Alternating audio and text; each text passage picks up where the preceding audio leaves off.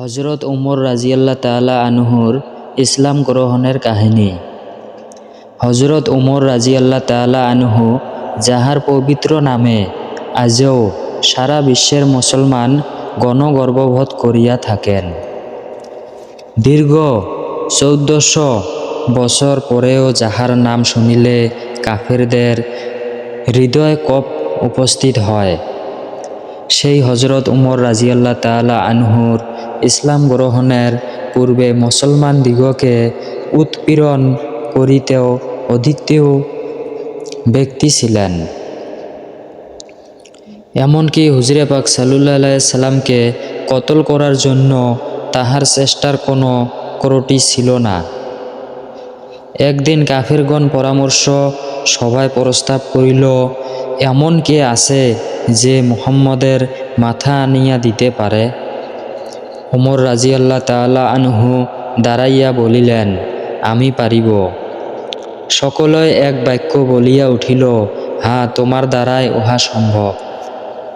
যখন উন্মুক্ত তরবারি হাতে উমর রাজিয়াল্লাহ তাআলা আনহু মহানবী সাল্লাল্লাহু আলাইহি সাল্লামকে হত্যা করিতে রওয়ানা হইলেন, পথিক জোহরা বংশীয় সোয়াদ বিন আক্কাস নামক এক ব্যক্তির সহিত তাহার সাক্ষাৎ হয়। তিনি জিজ্ঞাসা করিলেন, ওমর, কোথায় যাইতেছ?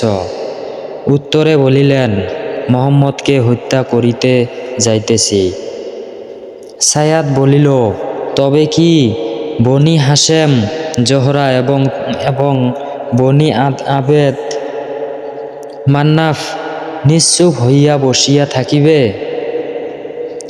তাহারাও তো তোমাকে হত্যা করিয়া ফেলিবে। ইহাতে ওমরের দিমাগ বিগড়াইয়া গেল। বলিল, মনে হইতেছে তুমিও বেদিন অর্থাৎ মুসলমান হইয়া গিয়াছ, সুতরাং প্রথমে তোমাকে শেষ করিয়া দিব। এই বলিয়া তরবারি বাহির করিলেন। প্রত্যুত্তরে হজরত সাউদাও তরবারি উঠাইয়া বলিলেন, হ্যাঁ, আমি তাহার জন্য প্রস্তুত, তবে প্রথমে নিজের ঘরের খবর লও, যেহেতু তোমার ভগ্নী ও ভগ্নীপতি ইসলাম গ্রহণ করিয়াছেন। এই কথা শুনিয়া ওমর ক্রোধান্বিত হইয়া সোজা ভগ্নীর বাড়িতে গিয়া উপস্থিত হইলেন। সেখানে হজরত খাব্বাব রাজিয়াল্লাহ তাআলা আনহু, যাহার আলোচনা 6 নং ঘটনায় বক্ত হইয়াছে, দরওয়াজা বন্ধ করিয়া স্বামী স্ত্রী দুইজনকে কোরআন শিক্ষা দিতেছিলেন। ওমরের স্বর শুনাইয়া খাব্বাব রাজিয়াল্লাহ তাআলা আনহু ঘরের এক কোণে আত্মগোপন করিয়া গেলেন। কিন্তু কোরআনের আয়াত সম্বলিত কাগজখানা যথাস্থানে রহিয়া গেল। হজরত উমর রাজিয়াল্লাহ তাআলা আনহু ঘরে ঢুকিয়া হাতের লাঠি দ্বারা বোনের মাথা আঘাত করিলেন। ফলে মাথা হইতে রক্ত প্রবাহিত হইতে লাগিল। ওমর রাজিয়াল্লাহ তাআলা আনহু বলিলেন, আমার জানের দুশমন কোথাকার, তুইও কি বেদিন হইয়া গেলি? ঘর হইতে কাহার এবং কিসের আওয়াজ আসিল? তাহারা বলিলেন, কথাবার্তা বলিতেছিলাম। ওমর রাজিয়াল্লাহ তাআলা আনহু বলিলেন, তোমরা কি নিজের ধর্ম ত্যাগ করিয়া অন্য ধর্ম গ্রহণ করিয়াছ? ভগ্নীপতি বলিলেন, সেই দিন যদি সত্য হয় তবে আর বাধা কিসের? ওমর রাজিয়াল্লাহ তাআলা আনহু ক্রোধে অধীর হইয়া তাহার দাড়ি ধরিয়া জমিনের ওপর ফেলিয়া বেদম প্রহার করিতে লাগিলেন। বোন তাহার স্বামীকে উদ্ধার করিতে গেলে তাহার মুখে এমন এক চর মারিলেন যে মুখ হইতে রক্ত ঝরিতে লাগিল। ওমরের বোন মার খাইয়া বলিয়া উঠিলেন, আমরা সত্য ধর্ম গ্রহণ করিয়াছি, এখন যাহা ইচ্ছা তাহাই তুমি করিতে পারো। অবশেষে উভয়ের করুণ অবস্থা দেখিয়া ওমরের অন্তরে কিছুটা দয়ার সঞ্চার হইল এবং বলিয়া উঠিলেন, আমাকে দেখাও তো তোমরা কি পড়িতেছিলেন? ভগ্নী ফাতেমা রাজিয়াল্লাহ তাআলা আনহা বলিয়া উঠিলেন, তুমি অপবিত্র, আর আমাদের কোরআন অপবিত্রতা অবস্থায় স্পর্শ করা যায় না। ওমরের বারংবার বলা সত্য ভগ্নী উজু গোসল বেবিত ভাইয়ের হাতে কালামে পাকের টুকরা দিলেন না।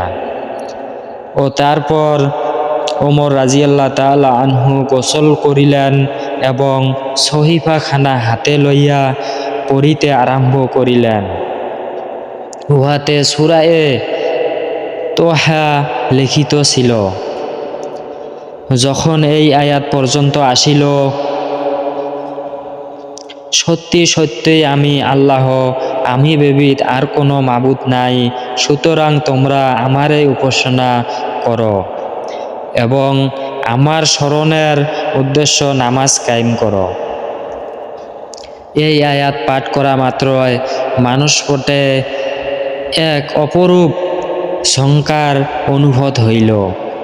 তাহার অবস্থায় পরিবর্তন হইল। হঠাৎ বলিয়া উঠিলেন, আমাকে মুহাম্মদ সাল্লাল্লাহু আলাইহি সাল্লামের নিকট লইয়া চলো। এই উক্তি শ্রবণ করা মাত্রই হযরত খাব্বাব রাদিয়াল্লাহু তাআলা আনহু ঘরের কোণ হইতে বাহির হইয়া পড়িলেন এবং বলিয়া উঠিলেন, হে ওমর, সুসংবাদ গ্রহণ করুন। গতকাল বৃহস্পতিবার রাত্রে হুজুরে পাক সাল্লাল্লাহু আলাইহি সাল্লামের দোয়া করিয়াছেন, হে পরওয়ারদিগার, ওমর এবং আবু জেহেলের মধ্যে যাহাকে তুমি পছন্দ করো তাহাকে মুসলমান করিয়া ইসলামের শক্তি বৃদ্ধি করো। মনে হইতেছে তোমার শনে হুজুরে পাক সাল্লাল্লাহু আলাইহি সাল্লামের দোয়া কবুল হইয়াছে। ও তারপর সকলে মিলিত হইয়া প্রিয় নবীজি সাল্লাল্লাহু আলাইহি সাল্লামের খেদমতে হাজির হন। শুক্রবার সকালবেলা হযরত ওমর রাদিয়াল্লাহু তাআলা আনহু পবিত্র ইসলাম ধর্মে দীক্ষিত হন। তাহার ইসলাম গ্রহণের সাথে সাথে কাফেরদের শক্তি সাহস ভাঙিয়া পড়িল। তবুও মুসলমানের সংখ্যা তখন পর্যন্ত খুব নগণ্যই ছিল। এই জন্য সারা আরবের কাফেরগণ চিন্তা ফিকির করিতে লাগিল যে কি করিয়া মুসলমানদিগকে সমূলে নিপাত করা যায়। তবে হযরত ওমর রাদিয়াল্লাহু তাআলা আনহুর ইসলাম গ্রহণের পর হইতে মুসলমানেরা মক্কার মসজিদে নামাজ পড়িতে আরম্ভ করিয়াছিলেন।